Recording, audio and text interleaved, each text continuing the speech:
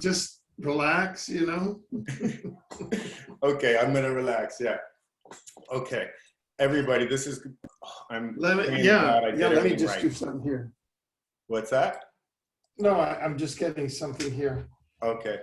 Yeah, okay. So I've got Alfred Lambremont Webre here, and I've been, studying this guy forever. And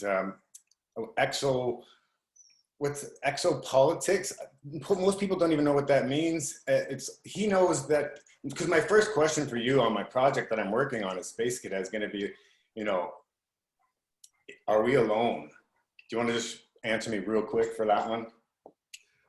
Oh, we most definitely are not alone. We're in a highly populated universe and multiverse, and Yeah. it is huge. It is in the words of Stanford scientists, humongous. Yes. Humongous. Once you get into the numbers of universes in the multiverse, for example. Okay, so there you go, folks. Not only are we not alone, there may be like one other, big-headed species out there. There's quite a few, and believe it or not, they're connected. And they're sort of, I believe, correct me if I'm wrong, but I think they're kind of watching us, aren't they? Aren't we sort of an experiment? Or... Well, not only us, but this is a highly populated solar system, highly populated galaxy, highly populated universe, highly populated multiverse, and highly populated omniverse. Wow. Okay, so let's start at the beginning. I was just, again, my grandfather, you remind me, I was the minister of the church. My father was the organist, so I've always been raised in that Abrahamic religion. And so, but it didn't take much to get me off of it. Once I started researching, it just seemed pretty obvious. I loved the Buddhism and many different spiritualities. I opened myself up to it. Then I basically, I made a movie called I Cure Cancer. It showed people how to cure cancer. Stay away from your oncologist. Stay away from Rockefeller medicine.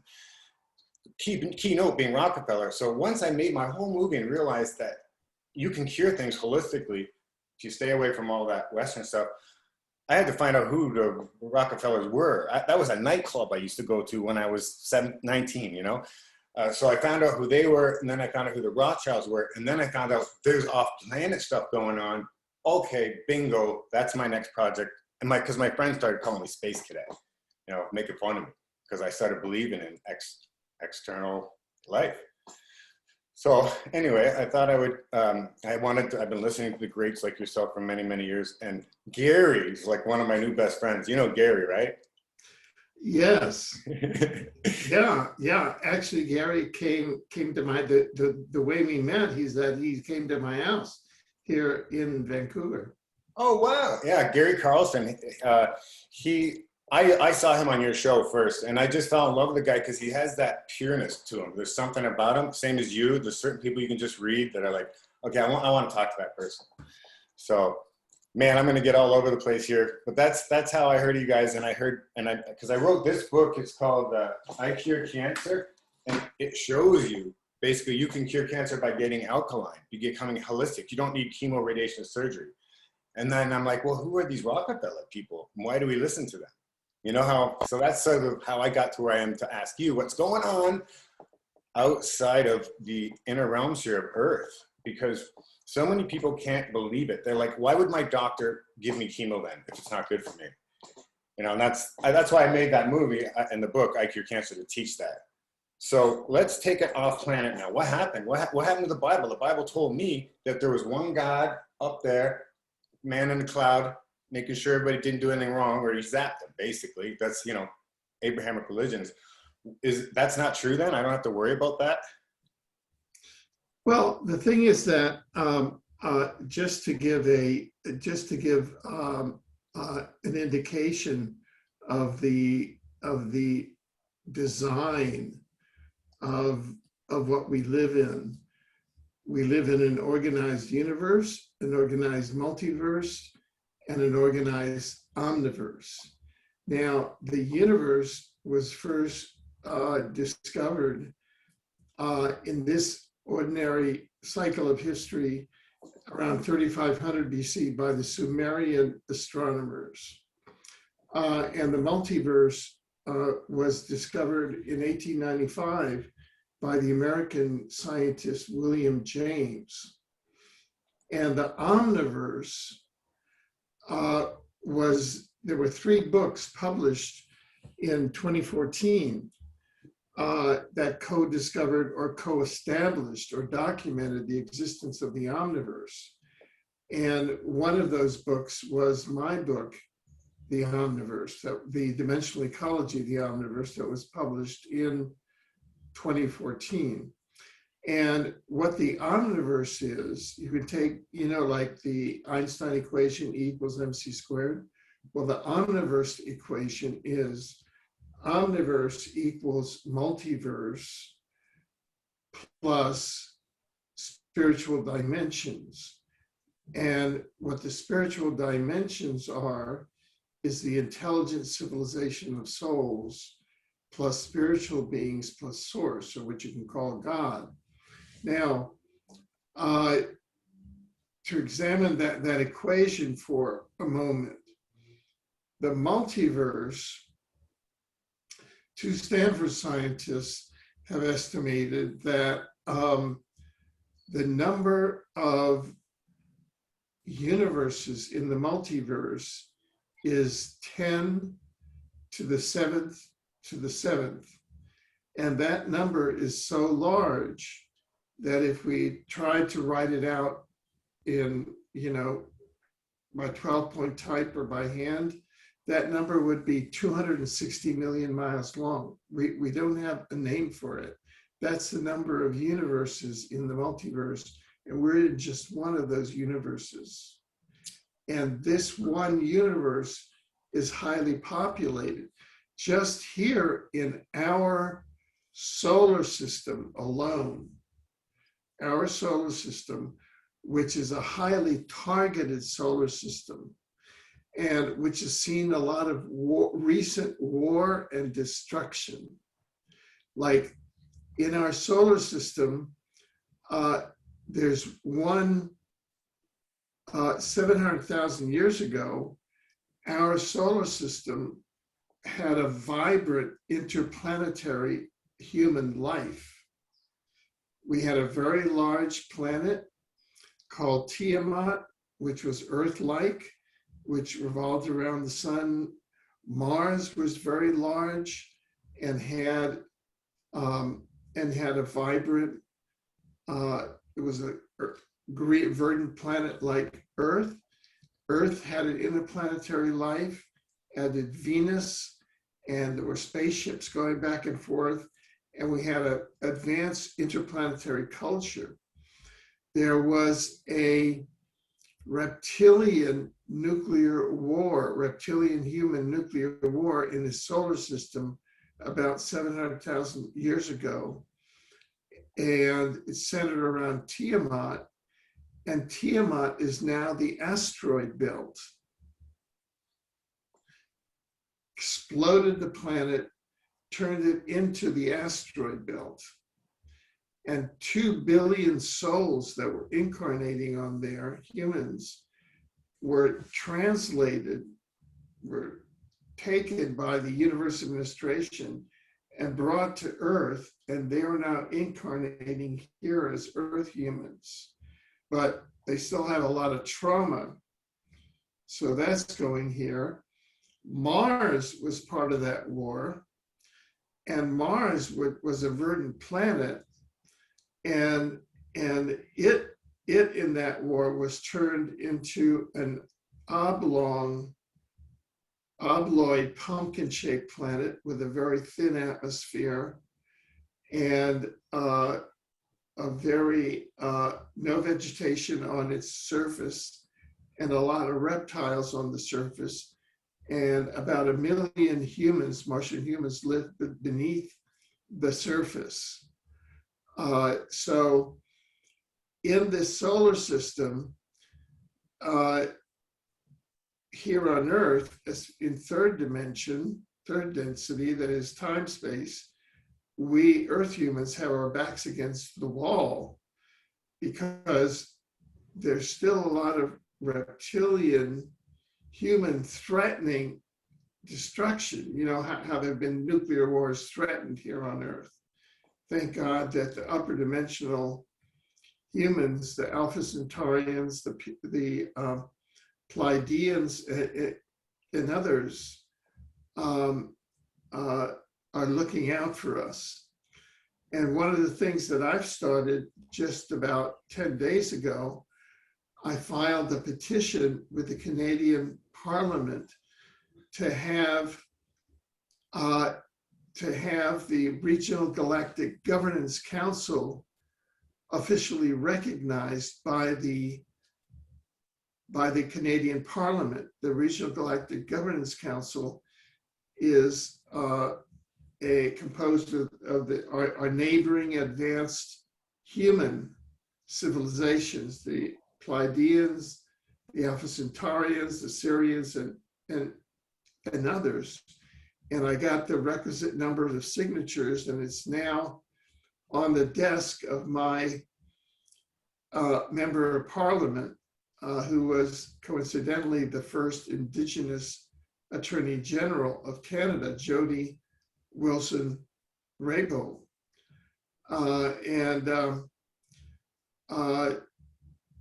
So and the reason why we're pushing for that is that Earth has been tremendously isolated from the rest of the galaxy because of what we call the Lucifer Rebellion. These contiguous 37 or so planets, the leadership of this inside the spiritual dimensions, we had sort of a default or a defection from divine government and from our planetary leadership. The leadership essentially set themselves up as God or whatever, and allied themselves with the reptilians, so that we have had in this solar system, that's why we've had such tremendous wars, and in this contiguous area, that's why humans here, essentially what governments provide humans is a diet of war, disease, crime, and poverty. And that's why Gary Peter Carlson says that what you have is a regime where archonic souls or reptilian souls in human bodies are really what's ruling the planet, and we don't have human policies. Now, and all of that has a spiritual basis on it, which goes back to the Lucifer rebellion. So I'm just kind of setting out what some of the exopolitical complexities. You asked, what's exopolitics? Well, it's like the political science of outer space, of our solar system, the galaxy, the universe, the multiverse, and the omniverse. The omniverse is what includes the spiritual dimensions or the afterlife, where all the, quote, spiritual beings, God, intelligent civilization of souls reside. And we had the whole disruption for this solar system and for these 32 planets in the spiritual dimensions, where a number of the, quote, fallen angels rebelled and decided to set up their own godship. And so that's why it's been so rough here, because we have not only Star Wars at the physical level with the reptilians, but we have it at the angelic level with fallen angels. And that's why it's so tough on this planet. Right. Because now if we go to Sitchin's work, do you believe in any of that stuff? How the Sumerian tablets and Enlil and Enki and all that? Because here's what I think. Enlil is Yahweh. So that means the God of the Bible is a jerk that I really would never have followed myself. Enki was, his brother was like lesser of two evils. I still don't think they're the greatest parents in the world. It's no wonder the human race is screwed. And it's because they were, I'm finding out from Gary and other people, it's because we're run by reptilians. Everything's dark. Everything's dark. They can try and use the word Lucifer, but that confuses me because if all the Abrahamic religions are bullshit, so is the Lucifer part, you know? So do you understand my dilemma with this? Well, I don't, i.e., I've set aside the Bible or the Testament as a source because those are the origin of those books is very murky, both of the New and of the Old Testament. So I try to go back to the actual historical records as much as possible and back to the exopolitical records. And what we know is that Lucifer and Satan and Caligastia were the actual names of the spiritual entities that at the omniversal level or the interdimensional level were in charge here. I'm not using their biblical names. This has nothing to do with the Bible because the Old Testament and the New Testament are human instruments. In other words, if you look at the Old Testament, for example, the Old Testament was written it was commissioned by the Romans and it was written by one of the Jewish propagandists of that era. One of the reptilians. Yeah. So it's just propaganda. It's not, authentic. And the Old Testament is it's just fragmentary. So we who are in exopolitics use it as one source, but not as a source of the authentic exopolitical and omniversal history of the planet and of the figures which include Buddha, which include Jesus of Nazareth, who's the actual historical figures who come here.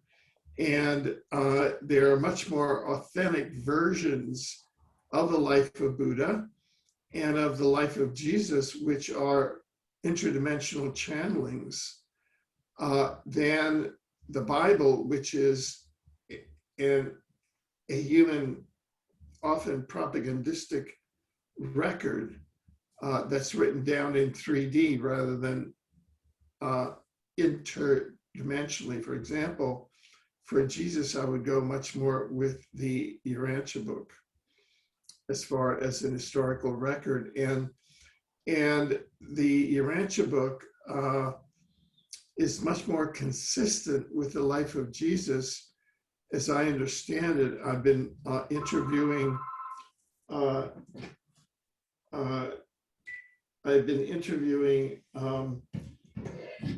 whistleblowers, US chrononauts, time travelers from the secret DARPA time travel program.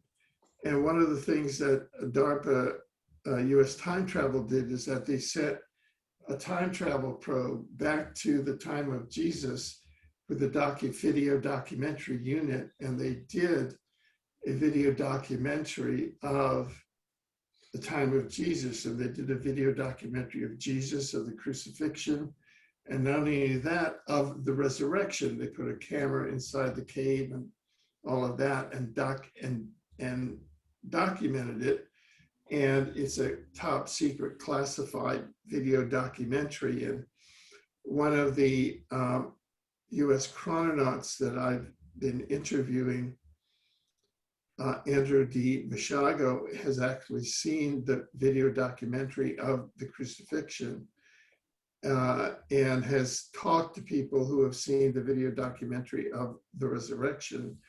And they conformed the actual video documentary that was done by True Time Travel, conforms with the interdimensional version that is set out in the Urantia book. If you want to read the Urantia book, you can do it for free by going to www.urantia.org. URANTIA. Perfect. Yes, I've heard of that before. Now, so I'm trying to do this for like a lot of the newbies out here too. So I keep forgetting that they don't know what we're talking about, half of this stuff. So real quick though, because I never even asked you in the beginning, why did you get interested in this? I can't remember you didn't get abducted or anything when you were a kid, right? You just were into this. You were awake? Well, I did get abducted. See, abducted, there's the difference between abduction and adduction. Adduction means taken to the stars, and it means that your vision is expanded, and you're made like you are an extraterrestrial, and your whole vision is expanded because you become much more universal. And that happened to me in February of 1973. And you can read all about it in my book, My Journey Landing Heaven on Earth, which you can get at universebooks.com. But very briefly, how I got into exopolitics was that at the end of 1972, I was general counsel of the Environmental Protection Administration of the city of New York. And at that time, I was I was reading in my own mind, I had felt that the whole positivist paradigm, kind of the 3D paradigm, really didn't give the full answers. What we were taught in law school and, time and space, public policy did not give the full answers. And my two supervisors at the time, Mayor John Lindsay of New York, decided to run for president, and Jerome Kretschmer, who was the EPA administrator, decided to run for mayor of New York. And I decided I didn't want to remain in 3D politics, right? Because it was like, I'd had it, right? So anything with a heart would, yeah. Yeah. It's like I win, you lose. It's duality consciousness. It's like I win, you lose. They say tit and you've got to say tat, right? Yeah. That's about it. And so and you were a judge, right? Weren't you? You were beyond being a lawyer. Weren't you? No. I got into tribunals of conscience much later in my career. Right. Yeah. So at that time, I decided I had been reading books in the multidimensional area, like Psychic Discovery Behind the Iron Curtain, Morning of the Magicians, that really gave gave a foundation to the fact that this is not a 3D world, it's a multi-dimensional world. And so I said, hey, I really want to get beyond that. And one of my cousins, my cousin who was a therapist at the Karen Hoyne Institute, one of her co-therapists her husband was a professor at one of the universities there, who was an experimental psychologist, who was an expert in extraterrestrial studies of extraterrestrials. So I said, hey, can you introduce me to him? So I remember we met on January 7th, 1973. That was the the year of Watergate. Remember that? I think I was 5. Yeah. And Nostradamus says that 1973 is the beginning of the fight of good against evil. Boom, or at least that's one of the interpretations of the Nostradamus prophecies. So this is like, walking through destiny, right? And so I meet, and he and I really hit it off, and we, and so here that's, these two people are going to run for president and for mayor, right? And I say, well, I'm not going to, and so I leave politics behind, and I decide to go full time into extraterrestrial studies, right? And lo and behold, at that time, my then wife, the mother of my son, we lived, she was a Peruvian architect, and we had moved down to the Soho area in New York and taken over a loft, like a commercial loft down there. And she built it into this multi-layered thing that was featured in New York Magazine, It was I might have seen it because I used to live in Soho. Oh, you did? Oh, well then there we go. So I was down there, and I started getting into interpreting biblical prophecy and reading about ETs and stuff. And lo and behold, one night my wife had gone back up to Vermont to design some ski houses. And I was alone in the loft at the beginning of February 1973 with my infant son, who was my son was about your age, 5 years old or whatever. Right. And he was in our loft, and I was in my office at the front of the loft, doing my usual thing of decoding prophecy or whatever. And all of a sudden I had the beginnings of what we call a missing time experience, where they abduct you onto a ship. So you actually went on one. Yeah. But it started with a telepathic experience. And in the telepathic experience, this kind of presence came over me. Like it was like I was inside a being that was like a huge being of light. And it was speaking to me telepathically. And so, we're talking telepathically, and all of a sudden I say, "Who are you?" And it says, "I am the Holy Spirit," and I went, "Boo." Then we started talking again, and I said, "Wait a minute, who am I then?" And it says, "Thou art Peter, and upon this rock I will found my church." And I went, "Oh, like, why me? What is this?" And then from there, I spent like the whole night. I was led around the loft. I was shown like motion pictures of the future. And that was my memory of being aboard the ship, where I was shown all of these. Like, were they Palladians? Do you remember what they looked like? Okay. I did. You can go to exopolitics.com or News Inside Out. U.S. chrononaut Andrew D. Bashago and I did a presentation at the Yelm UFO conference in July of 2017. And what that was is that the same ETs that abducted me abducted him and had him witness my abduction. Isn't that far out? So that he was a witness. And you can go to Exopolitics TV and you can see him say, "Yeah, I saw Alfred aboard the craft." And they're the same ETs that abducted Jimmy Carter. So it was the Carter, Weber, Bashago abduction. And it was to prepare Jimmy Carter for the presidency, to prepare me to be director of the Carter White House Extraterrestrial Communication Project, and to have Andy be the witness to say that I was there. You follow what I'm saying? Yeah. So yeah, so that's what happened to me.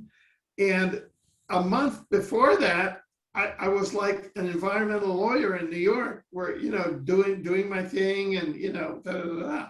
So it all happened because I was abducted by these ETs. And what happens is that the light-oriented ETs, that's how they did it. And Jimmy Carter then became president, right? Because it was, and this was like in 5D, and then we had a life at 3D.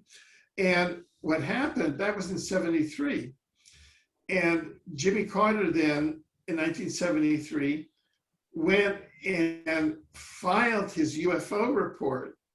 And that was the report.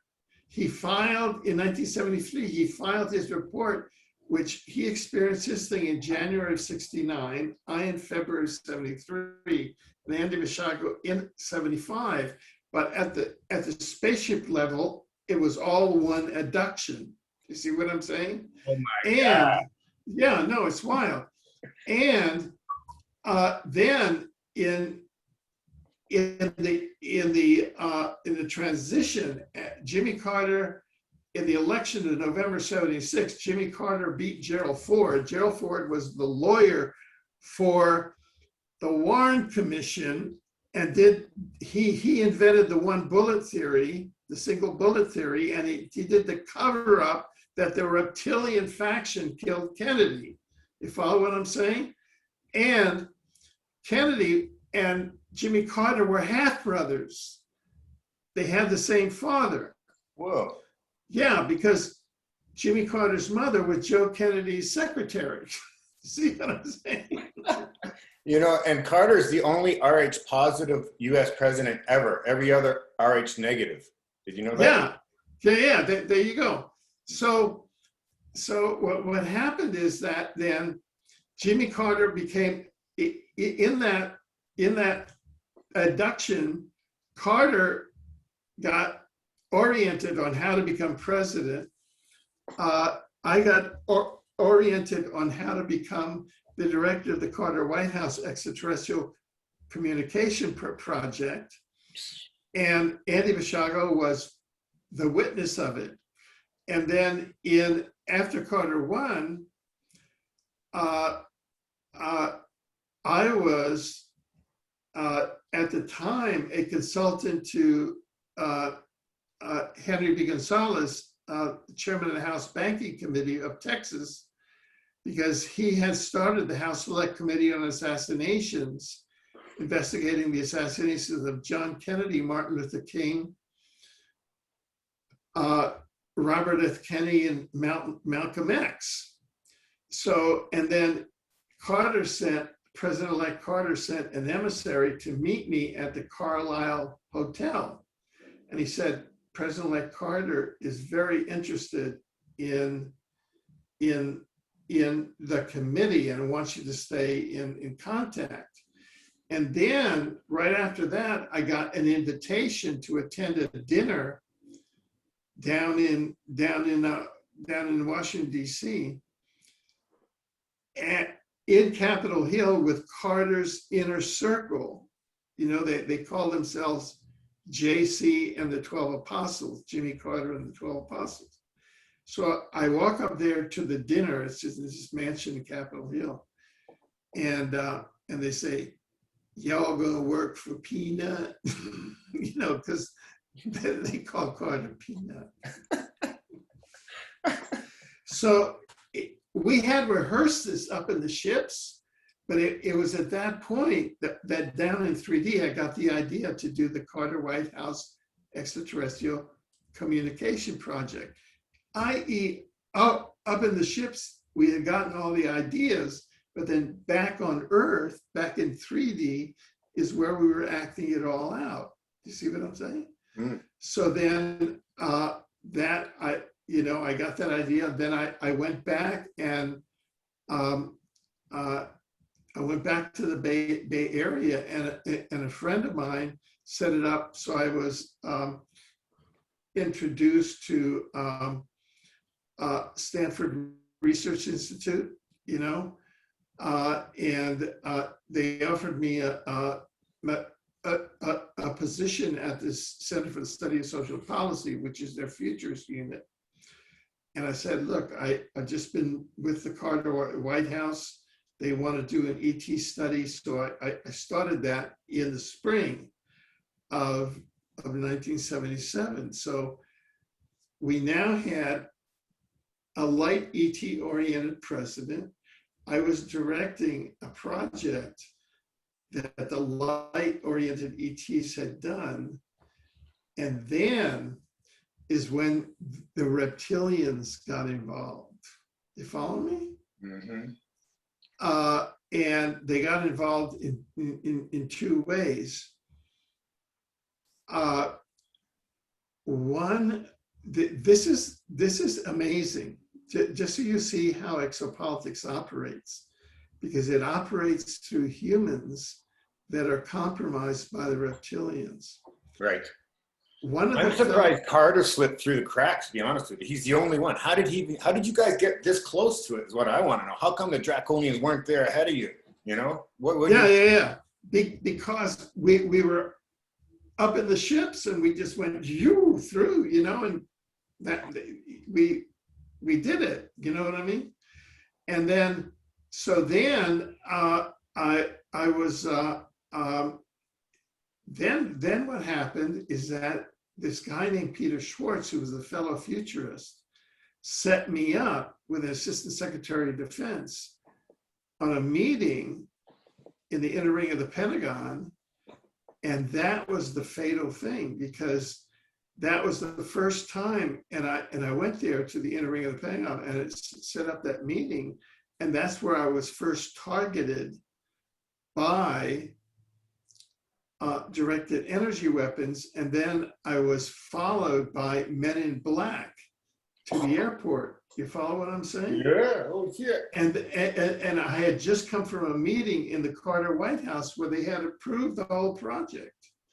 But Peter Schwartz set me up on the draconian side. Now, who's Peter Schwartz?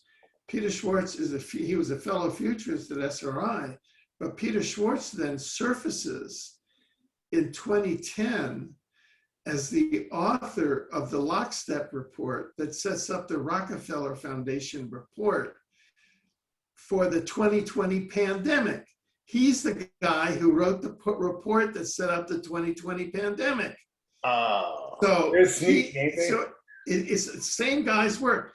He wrote the report that David Rockefeller Jr., Bill Gates, and a number of other people set up at Rockefeller University in 2009, and then they gave it over to the Rockefeller Foundation to write up the report. And then they had the opening ceremonies at the London Olympics in 2012 with all the hospital kids and the kids in the beds, and Boris Johnson in a hospital bed.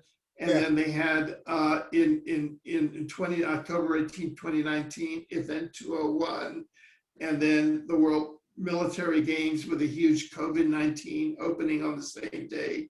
And then the whole pandemic starts. That was Peter Schwartz. That's the same guy who set me up with the deep state and with the men in black. So that's how it worked. So immediate karma to all the reptilians. Why do the reptilians think they're not going to get karma? That's what I want to know. Because they don't have human souls, and they have a different view of karma. They don't understand science. Yeah. Well, they will soon enough. Yeah. So anyway, now, and then what happened is that at Carter's level, George Bush Sr., George H.W. Bush, who is a reptilian incarnate, went over to Iran and made a deal with the Ayatollahs not to release the hostages that had been taken until Ronald Reagan was elected. And so when Carter ordered a rescue mission for the hostages, all of his helicopters were sabotaged and crashed. And then the Ayatollahs sabotaged all of the negotiations such that it was Reagan who was seen as the hero. And so that Reagan would win. And they set that up because Carter was backed by the light-oriented ETs, and Bush and Reagan were backed by the reptilian ETs, and then you went back into the United States as a reptilian ET country. Right. And that's the inside story of what happened there. And it involves, specific people who, George H.W. Bush, Peter Schwartz, Ronald Reagan, all these people who are reptilian souls that do it. It's exactly what happened. Yeah. So all my friends out there that are, I get a little harsh with my friends sometimes, especially when it comes to the shot or wearing masks. I say no masks, no shots. That's all draconian medicine to kill you. Yeah. But it's no wonder the whole human race has just been their food, their louche since the beginning. So don't feel bad. We're just waking up to this now, and we can change things. Do you believe, as I do, that we are from source, so we are source? So I am God as much as you are God. We are all God. These little pesky lizards are only as powerful as they are because nobody knows about them, for one. And for two, nobody knows that they are God. Everybody thinks they got to pray to Yahweh and bow down to some satanic force, in my opinion. What do you think? Well, yeah, and that is very clear from the science, because from the science of the omniverse, and I've now written 3 books on the omniverse, and I want to, and they're all science based, so I want to show them here, so that your readers, if they wish, can really get into them, and they can all get them either on Amazon or at universebooks.com. This is the original one that discovered the omniverse, the dimensional ecology of the omniverse. You can get that at universebooks.com. What year did you write that? 2014 it was published. Okay. And this is by Inner Traditions. You can get this at Amazon. Inner Traditions at Amazon or at universebooks.com. And this is the most recent one. It just came out, called Emergence of the Omniverse. Okay. And you can get that at universebooks.com or at Amazon. Now, what this all shows is that, and this is from a scientific point of view that proves what you just said, is that it goes into the process. Scientifically, we show, for example, the process of soul creation. And we go in there, the ways that souls are created. And we do this through, we're actually drawing upon soul memories, where this is a scientific process whereby we actually, there's a database of 7,000 soul memories that we're drawing from, and that include the methods that souls are created. And if we think of Source or God as a sea of light, human souls are eggs of light, or they're holographic fragments of Source. And so that each of us, human souls, are in each of us is a holographic fragment of light. And the principle of holography is that the whole is in each fragment of the hologram. So the whole of God is in each of us, in each of the hologram. In a hologram, the whole is in each fragment. So the whole of God is in your soul, is in my soul. So that's when they say, Namaste, I salute the God in you. That's a scientific fact. You have the whole of God in you, scientifically. Yes. Yes, thank you. That's beautiful. That's one of the best things I think I've ever heard. Yeah. I do it from my gut, but that's good. Yeah. Beautiful. Yeah. So so this is the science of the omniverse.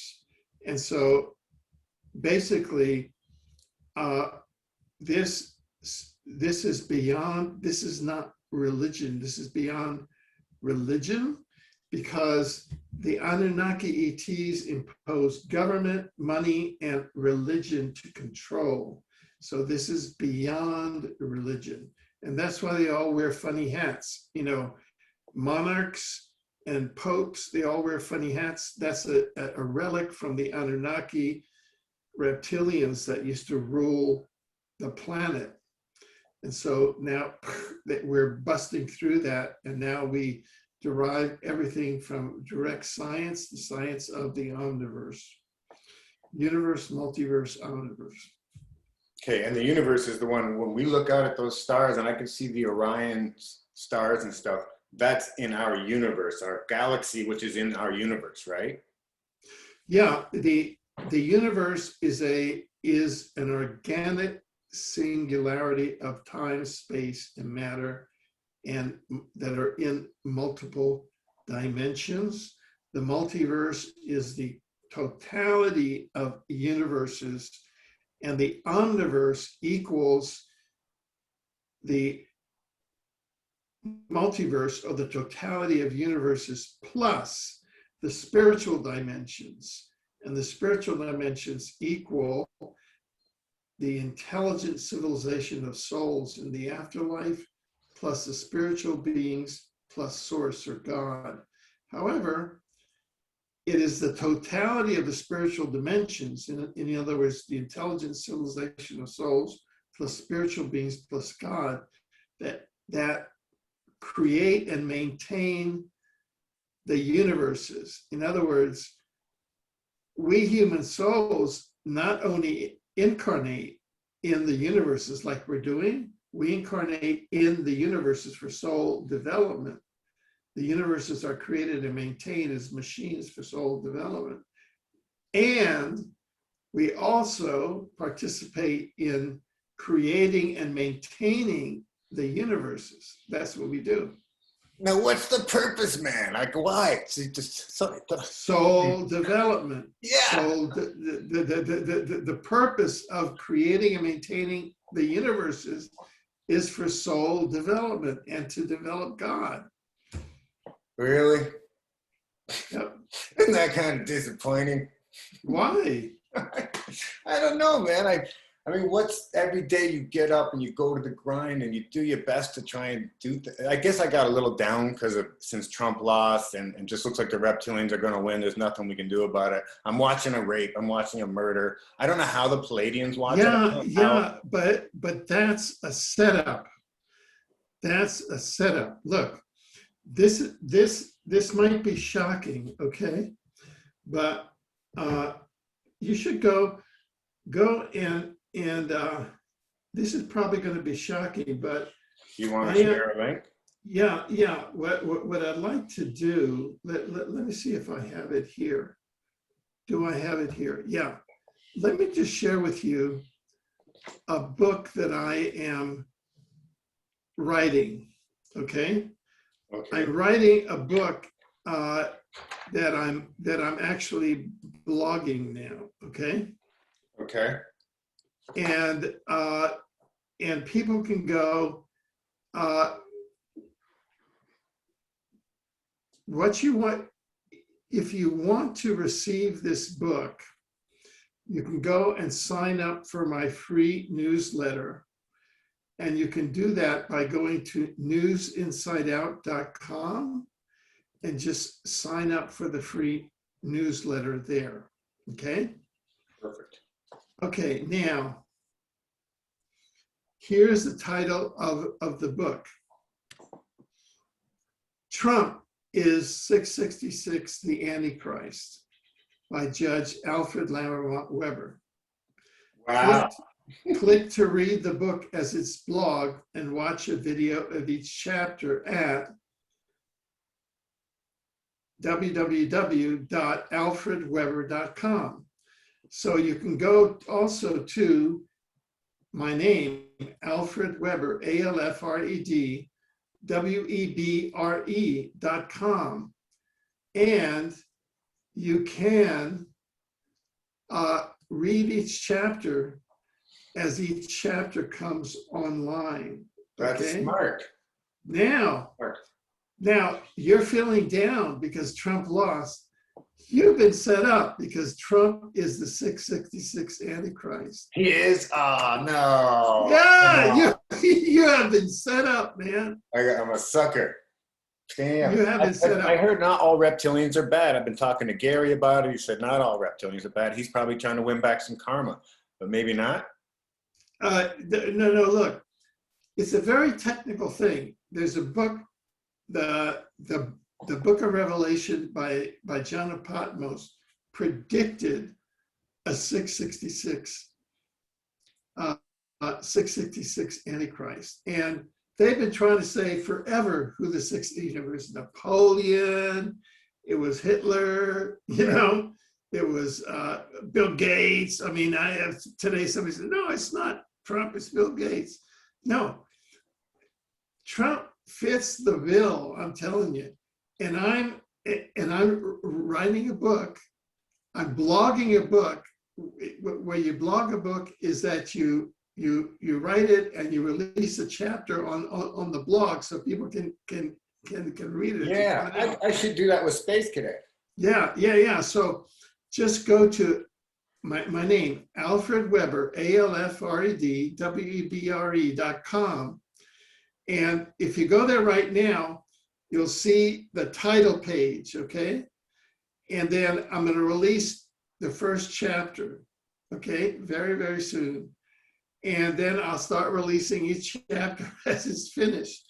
But everybody was set up for such a fall. I'm not kidding you. I mean, it was almost, too good to be true. It was my last hope. I was giving up, and then all of a sudden there was like, Trump, like that's better than Clinton.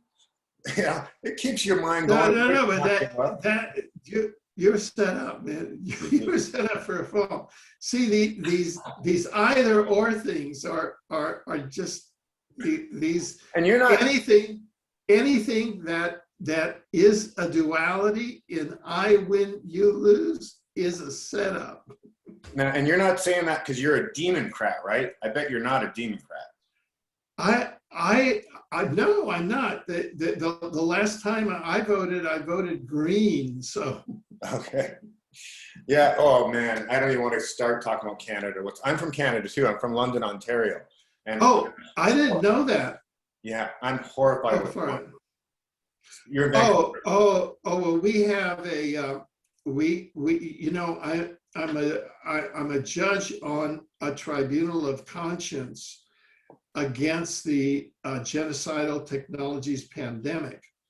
And you can go and see all of our judgments at peaceinspace.org. And that's peaceinspace.org.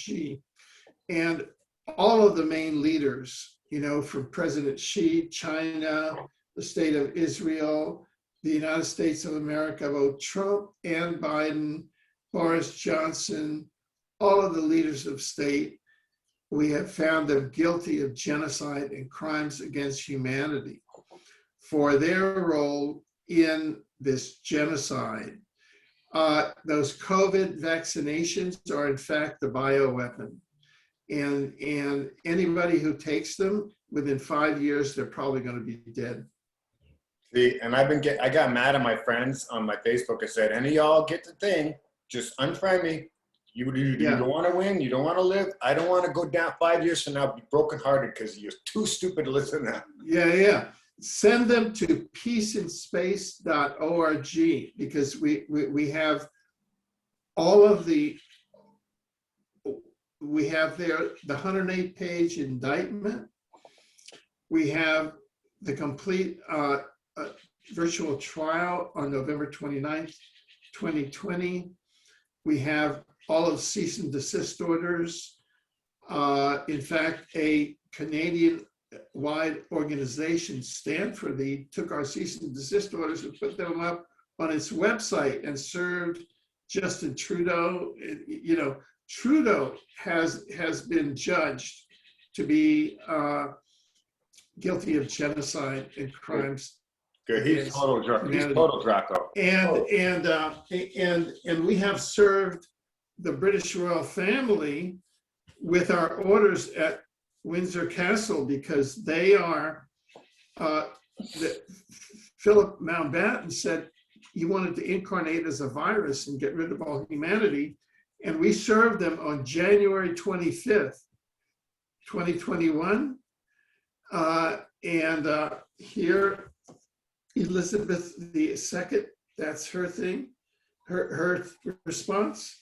And we served them under natural and common law. And within days of their research, the British royal family started falling apart.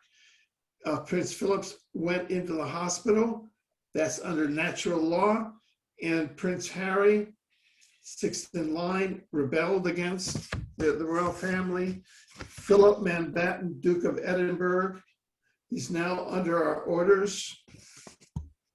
His Royal Highness Prince Charles, Prince of Wales, is now under our orders. So I love it. Oh man, this is beautiful. Wow. Yeah. About time somebody did something. Oh, yeah. So send all of your people to peaceinspace.org. We're the natural and common law tribunal for public health and justice. Nice. This sounds kind of similar to, Sasha Stone. Is that his name, Sasha? Sasha Stone is one of our judges. Oh, there we go. Then I've heard all about it. Yeah, because who's a good friend of mine is Dr. Robert O. Young, the PH Miracle guy. We have interviewed Dr. Robert O. Young. Yeah, me too. I just wrote this book on him. Actually, that's my current book. I wrote Alkaline because wonderful. Because in this book, I already knew that cancer was cured by getting alkaline. And then when I met Robert, he explained to me it's good for working out, it's good for losing weight, it's what ails you. Whatever, good for what ails you. What I do the first thing in the morning is that I take a lemon, I squeeze it into 16 ounces of water, and I drink it. That's first thing every morning. Excellent. And if you want to get even better, put in a teaspoon of baking soda. There you go. I also do that. Excellent. That's the cure. The cure to all right now is baking soda, really, because you don't die of cancer, you die of acidosis. And the reason why you get acidosis is because whatever you eat, drink, or think these days and sprayed on you is negative. It's not good. So you learn to just put in the positive alkalinity, and it's a long story. I could do a whole show sometime with you if you want to learn about all this. But basically, get alkaline, and that's one of the secrets. Is that maybe. In fact, I would love to invite you onto Exopolitics TV to talk about your books. Wow, that would be amazing. So let's do that. Thank you very much. What an honor. I mean, just talking to you is an honor, and for that is even bigger. And I'd like to come to the table with gifts too. I don't want to just come to the round table and take. I spent 20, 30 years teaching people how to cure cancer. Might as well teach because most people that are exopolitical are highly evolved, cutting edge, and really just to power up their own Merkava, or whatever you want to call it, Merkava, your energy systems, you do it by getting alkaline. Exactly. When COVID came out, I got it, and it lasted about 3 days because I would take a sauna at night or a hot bath, I was drinking baking soda and water throughout the day because I wasn't sick. I didn't have the flu. I didn't have anything like that. I just had acidosis. And it comes after Christmas, after New Year's, after it starts at Halloween.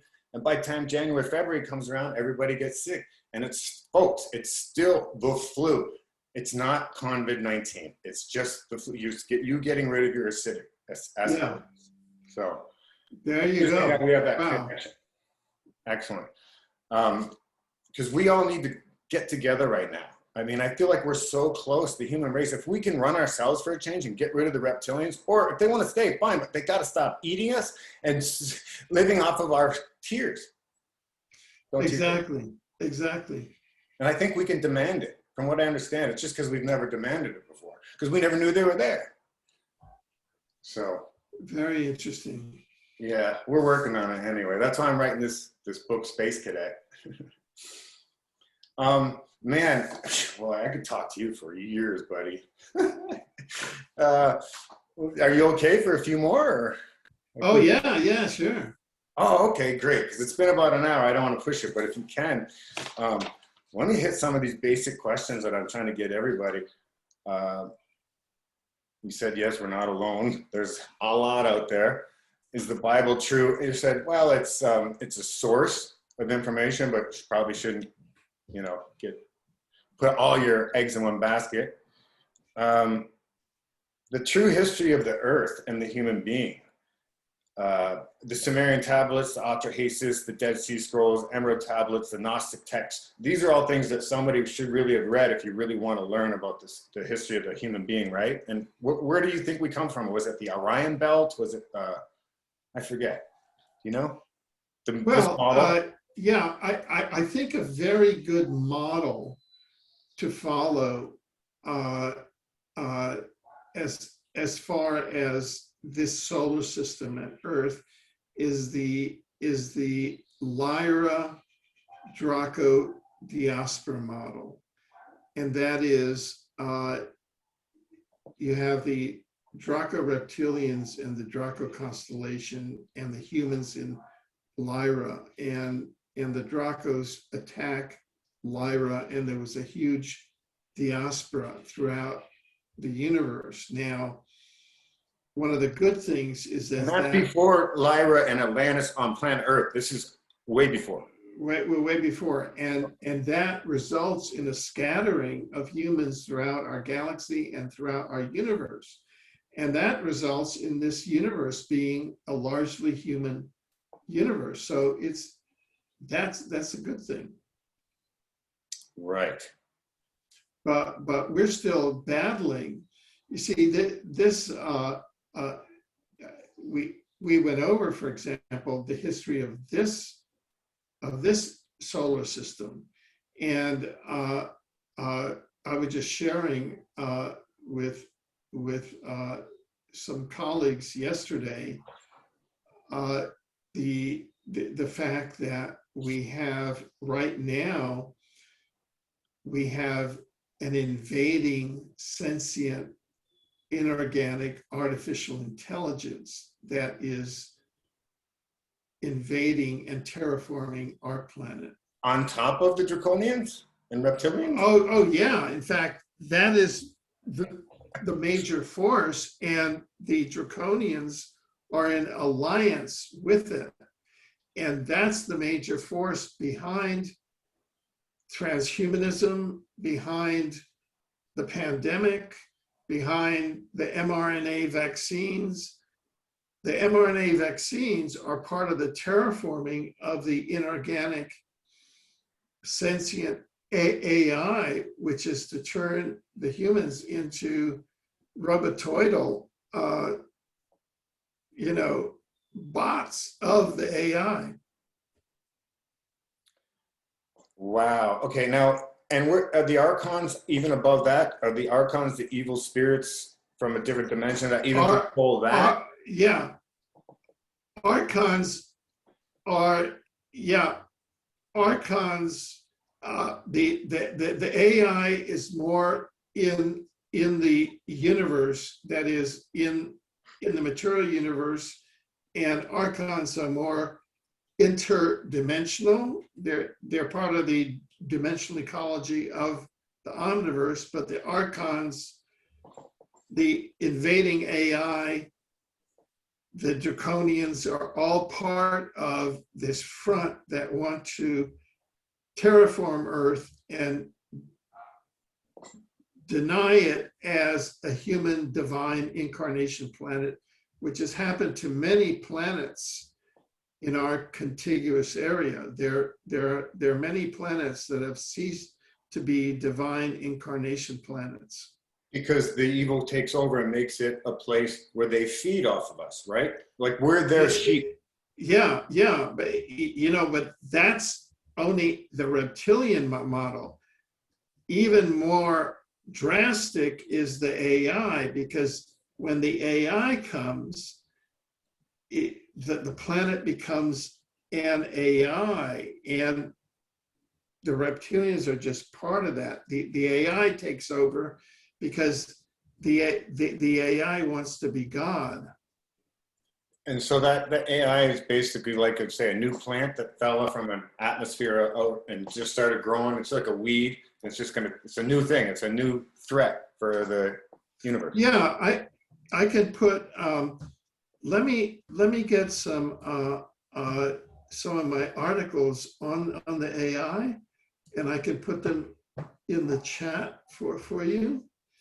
And it'll take just a moment for me to, it'll take me just a moment for me to find them. You know the Zoom better than I. You know how to work chats? Yeah. Wow, well I thought I had my hands full just trying to explain to the human race that there was somebody other than humans in the universe and didn't have their best. Yeah, well, you see, the reptilian are organic like us, but the AI is inorganic. It's sentient and inorganic. And here, I'm just putting it in the chat. You can nice.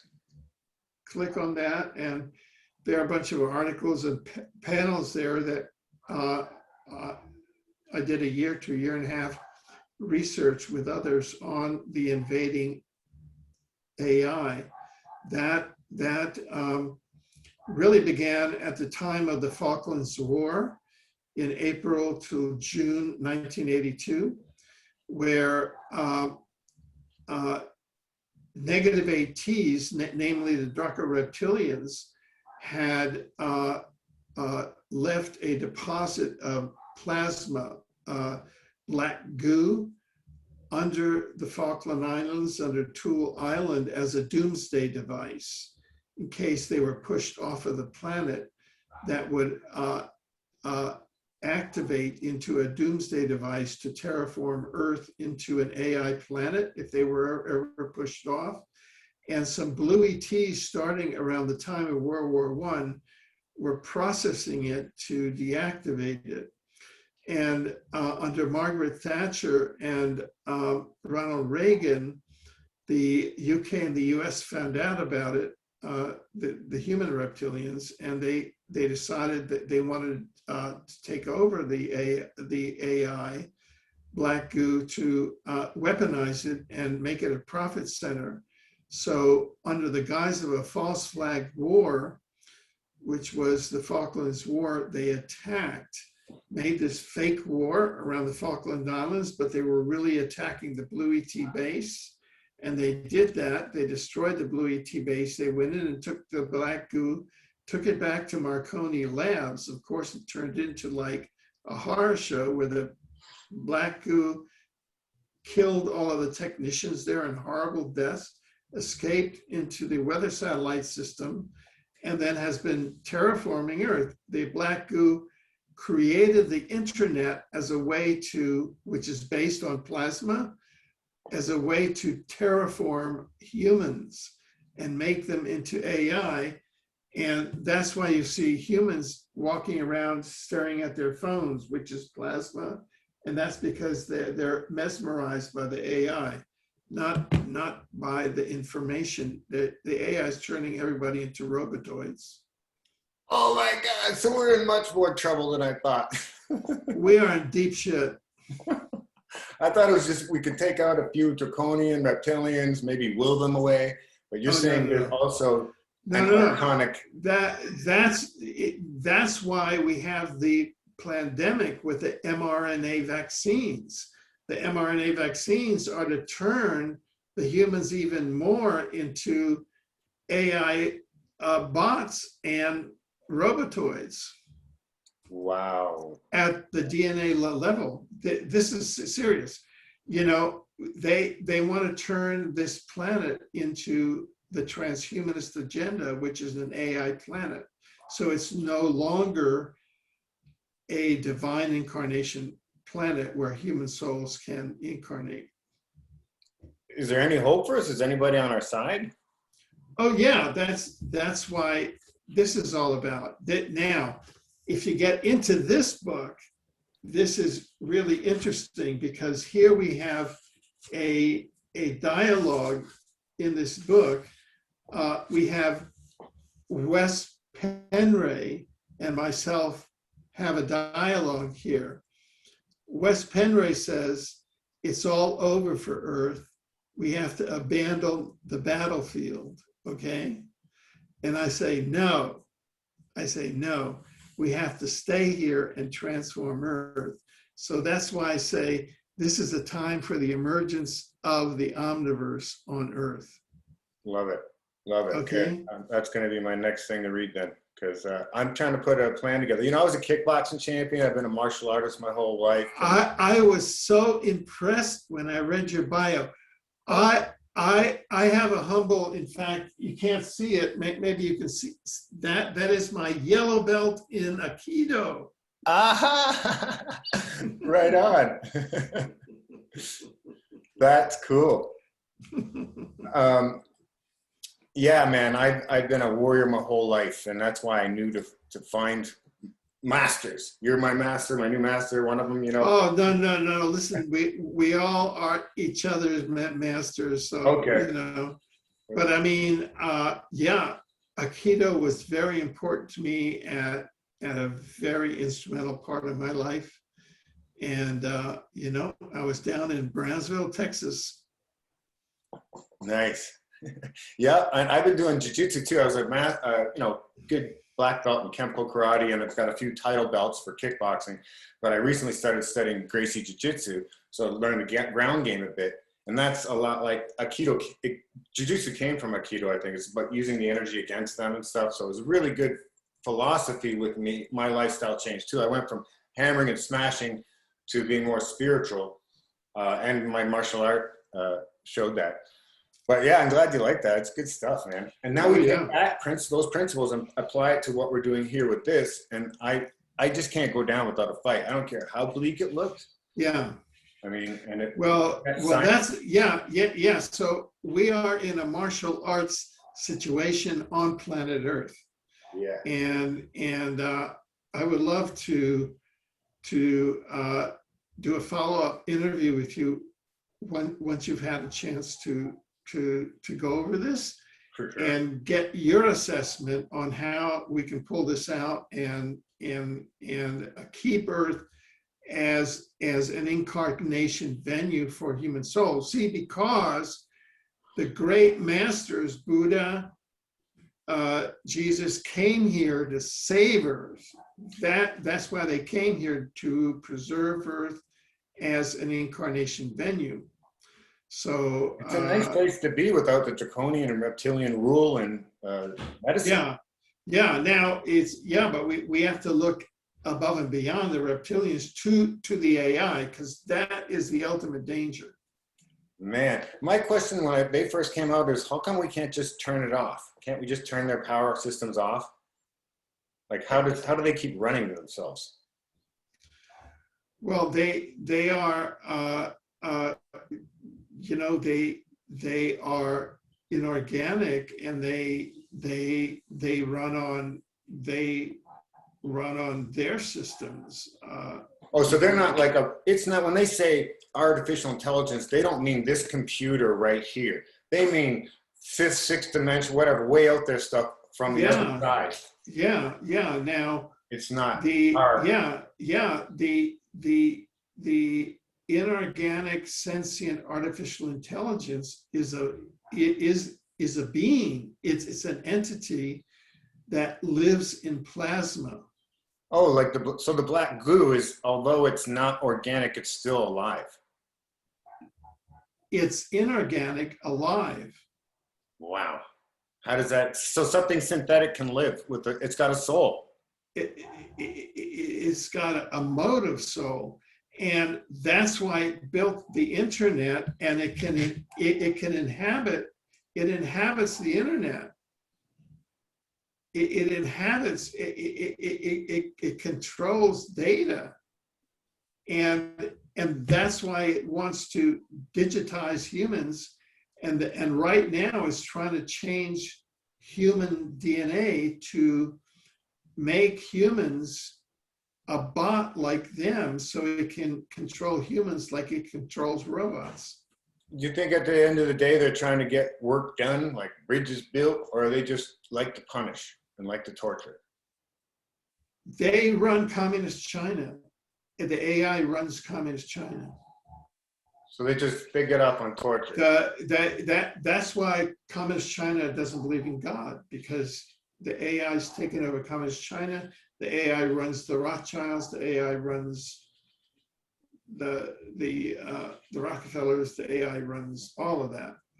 And the Rothschilds and the Rockefellers, honestly, I think weren't they just the first clan, the first test tubes, the first petri dishes that they were making these creatures on Earth that lived, and then were able to make into a tribe? And there's the old, like Rothschild is probably the oldest tribe on Earth. Is that kind of how it happened, you think? And that's why they're still in charge. Well, there's a very interesting series of programs. You can get them at Exopolitics TV, which Gary Peter Carlson and Michelle Gibson did together. And their hypothesis is really fascinating about the Rothschilds.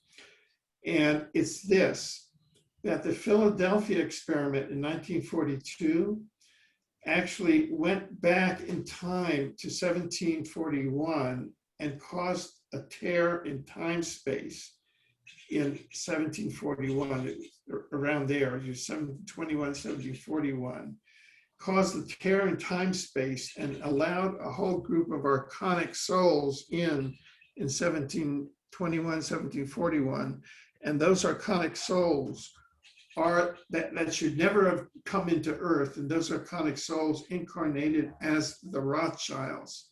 And those are the ones that have spoiled Earth ever since then. And that's the origin of the Rothschilds. They are archonic souls that should have never come in, but it was the Philadelphia experiment that went wrong, and it teleported back, time teleported back from 1942, which was the year of my birth, back to right before the archonic souls of the Rothschilds came in, and allowed so that the Rothschilds and that manifestation are really a swarm of archonic souls that have come in and caused all of this war, disease, crime, and poverty, and now have linked up with the inorganic, pathogenic, predatory, sentient artificial intelligence. I see. Yeah, so that's basically what the situation is. Wow. Okay, so human race wasn't always misled. It was because I've heard the Anunnaki, some people say they dumbed us down, some people say they brought us up. So what you're saying is they probably dumbed us down, or in the beginning did they bring us up and then they got attacked by the artificial intelligence somewhere along the line, or they've always been evil? And look, we were created as 12, 13 strand DNA light beings in the third dimension. And then we've been preyed upon by predatory beings that have variously come in. And those have been these archonic souls that have incarnated. They could be the Anunnaki, they could be the Dracos. But if we go back to our original blueprint, we were 12, 13 strand light beings in the third dimension, which is a, we were, you know, very, very high beings here. And so now we can actually access that all together. One of the substances that I use is a thing called fullerenes, named after Bucky Fuller, carbon 60, C60 EVO, ESS 60. And that was discovered, that was given the Nobel Prize in 1996. I take a teaspoon a day in the morning, and it's been made safe for humans. And it's extended the lifespan of humans, of mammals, by 90%. And I can put here, let me see, I could put that in your chat. Cool. So let me see if I can get to the, yeah, it's very interesting stuff. And you get all kinds of mental clarity. Let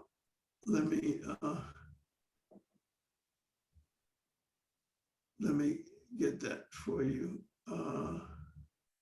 So yeah, while you're doing that, folks, there's not just one. I heard there's at least 74 kinds of aliens or ETs just in our little galaxy. Have you heard the same numbers or more? Sorry? About 74 alien species just in our Milky Way galaxy. Have you heard numbers like that or more? You know, for me, I'm very cautious about numbers because there's over 250 species of grays. Oh, okay then. Yeah. Gotcha. So there's a lot. There's a lot. Yeah. There's not just one or two. Yeah. And the Galactic Fed, did you find it? Yeah, it's in the chat. Okay, good. The Galactic Federation, is that all true? Like there's a bunch of good aliens or ETs out there watching our back, trying to help us, fighting for us. Is that true? That's totally true. Thank you. And I'm going to put, oh man, I am putting so many art links. I'm going to put one more link, just one more link, because this has got to,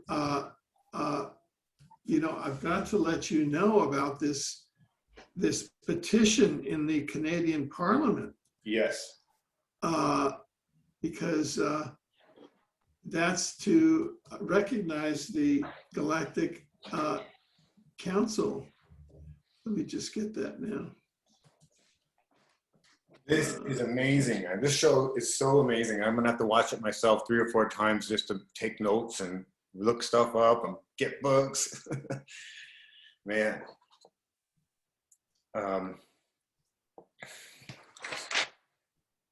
Yeah. Oh, here we go.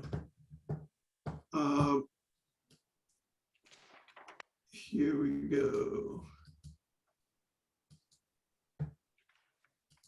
Okay, so this is the Galactic Council petition. There we go. Cool. I've never even used this before. I've never on Zoom. So that will be in our, is that being recorded too? Or do I have to go in there and copy and paste it and bring it into the video later? Yeah, what you do is what you can do right now is click on those 3 links, and if you have a browser open, that'll open those pages on the browser. Right. And if you don't want to do it right now, when your video comes up, you'll get a separate file that says chat, and those links will all be in the chat. Excellent. This is the first time. Learn, live and learn, man. This is great. Oh, are you there? Yeah, Hello? I'm right here. Oh, I thought I lost you for a second. Where did it go? Oh, I can't find you now. I can't even see it on my own computer. It's got to be down here somewhere. Oh, I'm on your Zoom meeting. Back to meeting with, oh, there we are. Cool. Man, I'm just learning as we go, you guys. Like, I was an actor and a fighter. I usually have people doing this stuff for me. Okay, good. So we got all that stuff in the chat. Right.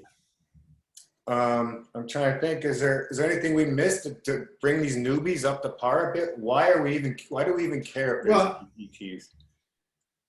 Because they run the show pretty much. Well, no, because we're part of a larger community. So that's why we want to join the Regional Galactic Governance Council. And I have actually put myself forward as an Earth representative to the Regional Galactic Governance Council. Now, is anybody coming back to you these days? Because I know you've had contact a couple of times. Is anybody still in touch with you, or any of your friends? Are they still in touch, or you know, even just mentally, telepathically? Is there anything going on, or is it still just on your side? We're letting them know we're here. What can we do, kind of thing? You know, I mean, I meditate every day. I write. You know, what can I say? Okay. Okay, good. So, because it'd be nice someday to actually have a meeting with them, you know, to have a sit down, so to speak. Right. I interact with other contactees now. Oh, okay, cool. Yeah. Excellent. Okay, well, is there anything else that we should talk about, or do you want to just call it this one? But for sure, we're going to get together again, right? Yeah. Oh, yeah. And I'm going to invite you onto my show because I want you to talk about your books and your science and your approach to healing. Oh, that'd be such an honor. Okay, then let's just, I could keep going for another 3 hours, but I'm going to chill and we'll do it one day at a time. Okay. Okay, great. And send me the link once it's up, and I will send it out to all of my lists and stuff. Perfect. So real quick again for me, icurecancer.com is my main website. Archangel Studios, ironic, when I was young, I picked the name Archangel Studios. I didn't even know about what that was then, you know? So archangelstudios.org, icurecancer.com. Alfred said a bunch of his, the main one is alfredweber.com, right? Yeah. And then I definitely want to see the peaceindspace.org. Do you spell out the and, A-N-D? No, peace in space. Oh, in space, peaceinspace.com. That's the thing all Canadians have to go through right now. Yeah, here, I'll just put it, it's www.peaceinspace.org. I just have that one there. And then universebooks.com. Great, I just put it there. Excellent. Yeah. Okay, perfect, man. I'll be in touch soon, and we'll continue this epic conversation. Excellent. Okay, thank you. Take care. Okay. Have a good one. Bye-bye. Bye. Thank you, you too. Bye-bye.